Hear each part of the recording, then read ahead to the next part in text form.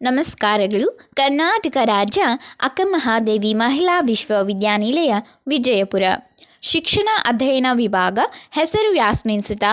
ವಿಷಯ ಸಮಾಜ ವಿಜ್ಞಾನ. ಮಾರ್ಗದರ್ಶಕರು ಪ್ರೊಫೆಸರ್ UK ಕುಲಕರ್ಣಿ.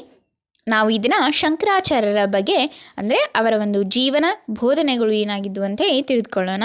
ವಿಷಯ ಆಧರಿಸಿದಂತಹ ಅಂಶಗಳು ಹೀಗಿವೆ: ಪೀಠಿಕೆ, ಶಂಕರಾಚಾರ್ಯರ ಜೀವನ, ಅದ್ವೈತ ಸಿದ್ಧಾಂತ, ಬೋಧನೆಗಳು, ಗ್ರಂಥಗಳು, 4 ಪೀಠಗಳು, ಉಪಸಂಹಾರ, ಮೌಲ್ಯಮಾಪನ.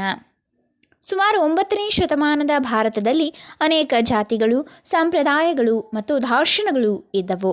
ಪ್ರಖ್ಯಾತ ಧರ್ಮ ಸುಧಾರಕರು ಕಾಲಕಾಲಕ್ಕೆ ಸನಾತನ ಧರ್ಮವನ್ನು ತಮ್ಮ ತಮ್ಮ ದೃಷ್ಟಿಕೋನಗಳಲ್ಲಿ ವ್ಯಾಖ್ಯಾನವನ್ನು ಮಾಡ್ತಾರೆ. ಅವರಲ್ಲಿ ಶಂಕರಾಚಾರ್ಯರು ಧಾರ್ಮಿಕ ಸುಧಾರಣೆಗಳನ್ನು ಅನುಷ್ಠಾನವನ್ನು ಮಾಡ್ತಾರೆ. ಶಂಕರಾಚಾರ್ಯರ ಜೀವನ. ಈ ಶಂಕರಾಚಾರ್ಯರು ಕೇರಳ ರಾಜ್ಯದ ಕಾಲಡಿ ಗ್ರಾಮದ ನಂಬೂದರಿ ಎಂಬ ಬ್ರಾಹ್ಮಣ ಕುಟುಂಬದಲ್ಲಿ ಜನಿಸಿದರು. ತಂದೆ ಶಿವಗುರು, ತಾಯಿ ಆರ್ಯಾಂಬ. ಶಂಕರರ ಬಹಳ ಬುದ್ಧಿಶಕ್ತಿ, ಪಾಂಡಿತ್ಯವನ್ನು ಹೊಂದಿದ್ರು. ತಮ್ಮ 7ನೆಯ ವಯಸ್ಸಿನಲ್ಲಿ ಎಲ್ಲ ಸೂತ್ರಗಳಿಗೂ ಕೂಡ ಒಂದು ಜ್ಞಾನವನ್ನು, ಅಪಾರವಾದ ಜ್ಞಾನವನ್ನು ಪಡೆದುಕೊಳ್ತಾರೆ. ಅದ್ವೈತ ಸಿದ್ಧಾಂತ. ಶಂಕರಾಚಾರ್ಯರು ಗುರು ಗೋವಿಂದ ಭಗವತ್ಪಾದಕ ಎಂಬ ಈ ಗುರುಗಳಲ್ಲಿ ವೇದ ಶಾಸ್ತ್ರಗಳ ಅಧ್ಯಯನವನ್ನು ನಡೆಸ್ತಾರೆ. ಮುಂದೆ ಶಂಕರಾಚಾರ್ಯರು ಉಪನಿಷತ್ತು, ಬ್ರಹ್ಮಸೂತ್ರಗಳ ಆಳವಾದ ಅಧ್ಯಯನವನ್ನು ಮಾಡಿ ಅದ್ವೈತ ಸಿದ್ಧಾಂತ ಎಂಬುದನ್ನು ಪ್ರತಿಪಾದಿಸಿದರು. ಇದರ ಪ್ರಕಾರ ಅದ್ವೈತ ಸಿದ್ಧಾಂತ ಅಂದರೆ ಬ್ರಹ್ಮನೊಬ್ಬನೇ ಸತ್ಯ, ಉಳಿದ ಜಗತ್ತು ಮಿಥ್ಯ. ಅಂದರೆ +ದ್ವೈತ ಅಂದರೆ ಎರಡಲ್ಲದ್ದು ಅಂಥೇಳಿ ಸಾರಿದ್ರು. ಆತ್ಮ ಮತ್ತು ಪರಮಾತ್ಮ ಎಂಬುದು ಎರಡು ಬೇರೆಯಲ್ಲ, ಇರುವುದು ಒಂದೇ ಅಂತ ಅದ್ವೈತ ಸಿದ್ಧಾಂತದ ಮೂಲಕ ಜನತೆಗೆ ತಿಳಿಸ್ಕೊಡ್ತಾರೆ. ಇವರ ಬೋಧನೆಗಳು: ಜಗತ್ತು ಮಾಯೆ, ಬ್ರಹ್ಮ ಮಾತ್ರ ಸತ್ಯ. ನೋಡಿ, ಜಗತ್ತು ಒಂದು ಮಾಯೆ, ಬ್ರಹ್ಮ ಮಾತ್ರ ಸತ್ಯ ಅಂತ ಹೇಳ್ತಾರೆ. ಜನರು ಅಜ್ಞಾನಿಗಳು, ಅವರಿಗೆ ಜಗತ್ತು ಮಾಯೆ ಅಂತಂದ್ರೇ ಗೊತ್ತಿಲ್ಲ, ಜಗತ್ತು ಒಂದು ಮಾಯೆ ಎಂಬುದು ಗೊತ್ತಿಲ್ಲ ಅಂತವ್ರಿಗೆ, ಬ್ರಹ್ಮನೂ ಸತ್ಯ ಎಂಬುದು ಗೊತ್ತಿಲ್ಲ. ಅದಕ್ಕಾಗಿ ಜಗತ್ತು ಮಾಯೆ, ಬ್ರಹ್ಮ ಮಾತ್ರ ಸತ್ಯ ಅಂತ ಪ್ರತಿಪಾದಿಸಿದರು. ಜ್ಞಾನ ಮಾರ್ಗದಿಂದ ನಾವು ಪ್ರಪಂಚದ ಮಾಯೆ ಎಂಬುದನ್ನು ತಿಳಿಯಬೇಕು ಅಂತ ಹೇಳ್ತಾರೆ. ಪರಮ ಸತ್ಯವಾದ ಬ್ರಹ್ಮನೊಡನೆ ನಮ್ಮ ಜೀವಾತ್ಮವನ್ನು ವಿಲೀನಗೊಳಿಸಬೇಕು, ಆಗ ಮಾತ್ರ ಮೋಕ್ಷ ಅಂದರೆ ಮುಕ್ತಿ ದೊರೆಯುವುದು ಅಂತ ಹೇಳ್ತಾರೆ. ಅಹಂ ಬ್ರಹ್ಮಾಸ್ಮಿ ಅಂಥೇಳಿ ಪ್ರತಿಪಾದಿಸಿದರು. ಅಂದರೆ ನನ್ನೊಳಗಿರುವ ಆತ್ಮವೇ ಪರಬ್ರಹ್ಮ ಅಂತ ಹೇಳ್ತಾರೆ. ಬ್ರಹ್ಮ ಸತ್ಯ, ನಿರ್ಗುಣಿ, ಆಕಾರವಿಲ್ಲ, ಲಕ್ಷಣಗಳೂ ಇಲ್ಲ ಅಂತ ಹೇಳುವುದರ ಮೂಲಕವಾಗಿ ಅಹಂ ಬ್ರಹ್ಮಾಸ್ಮಿ ಎಂಬುದನ್ನು ಬೋಧಿಸಿದರು. ಇವರ ಗ್ರಂಥಗಳು: ಶಂಕರ್ ಭಾಷ್ಯ, ಆನಂದ ಲಹರಿ, ವಿವೇಕ ಚೂಡಾಮಣಿ, ಪ್ರಬುದ್ಧ ಸುಧಾಕರ, ಶಿವಾನಂದ ಲಹರಿ, ಸೌಂದರ್ಯ ಲಹರಿ.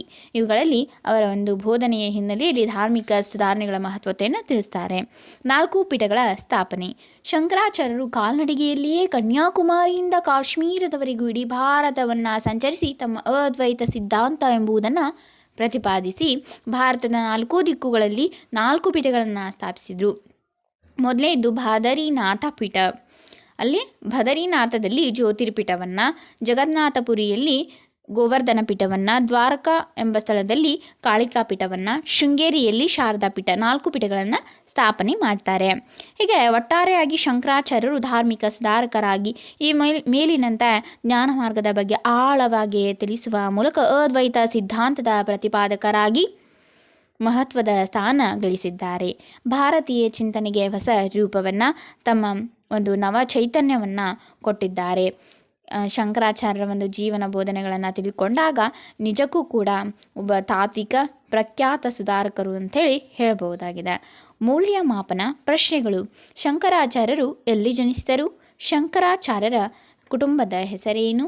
ಶಂಕರಾಚಾರ್ಯರ ತಂದೆಯ ಹೆಸರೇನು? ಶಂಕರಾಚಾರ್ಯರ ಗುರು ಯಾರು? ಅದ್ವೈತ ಪದದ ಅರ್ಥವೇನು? ಶಂಕರಾಚಾರ್ಯರು ಎಷ್ಟು ಪೀಠಗಳನ್ನು ಸ್ಥಾಪಿಸಿದರು? ಉತ್ತರಗಳು: ಮೊದಲನೇದು, ಕೇರಳದ ಕಾಲಡಿ ಗ್ರಾಮದ ನಂಬೂದರಿ ಕುಟುಂಬದಲ್ಲಿ ಜನಿಸ್ತಾರೆ. 2, ನಂಬೂದರಿ ಬ್ರಾಹ್ಮಣ ಕುಟುಂಬದಲ್ಲಿ ಜನಿಸಿದರು. 3, ಶಿವಗುರು ಅವರ ತಂದೆ. ಗುರು ಗೋವಿಂದ ಭಗವತ್ಪಾದಕರು ಅವರ ಗುರುಗಳು.